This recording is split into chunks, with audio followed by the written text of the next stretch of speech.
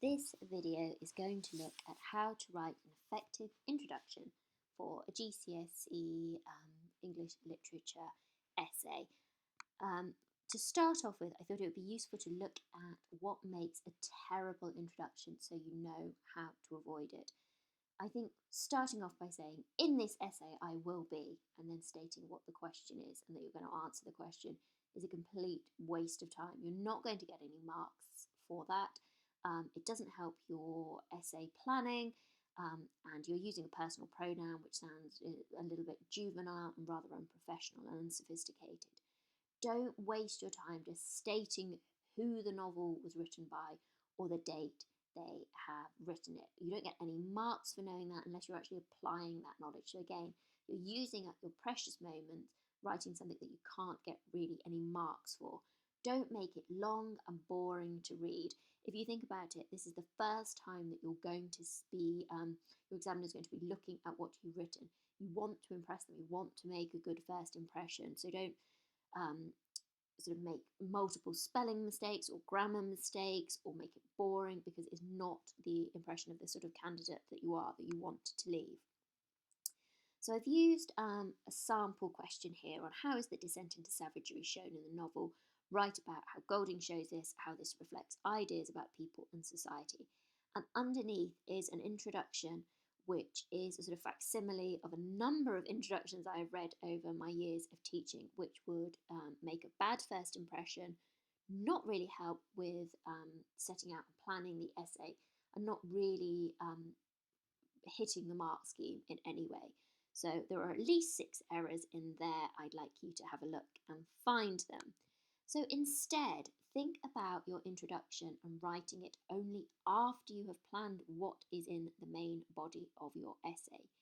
If you look back on my YouTube channel, there is one planning and one writing video for Lord of the Flies. It's probably a good idea, if you haven't already planned your essay, to look back at the planning video and make sure you've written an effective plan before you even begin to tackle your introduction. Use this as just a very way to introduce your ideas, very quick way, briefly, about what your essay is going to cover, and keep it so brief. You just need 2 sentences as your sort of starting point to make sure your organisation of what is coming next is very clear. Don't spend ages on it. So an example of an effective essay introduction would be, Golding used the boy's descent into savagery on the island to show his fears about the innate savagery of mankind. Through their fear of the beast, their destruction of the island itself, and the murder of Simon, Golding is able to demonstrate the island as a microcosm of the wider world and show how fragile civilization can be. So if you look here, I've used colours to show why each part is here. So for instance, the green is the topic sentence, setting out exactly what the essay is and relating it to the question.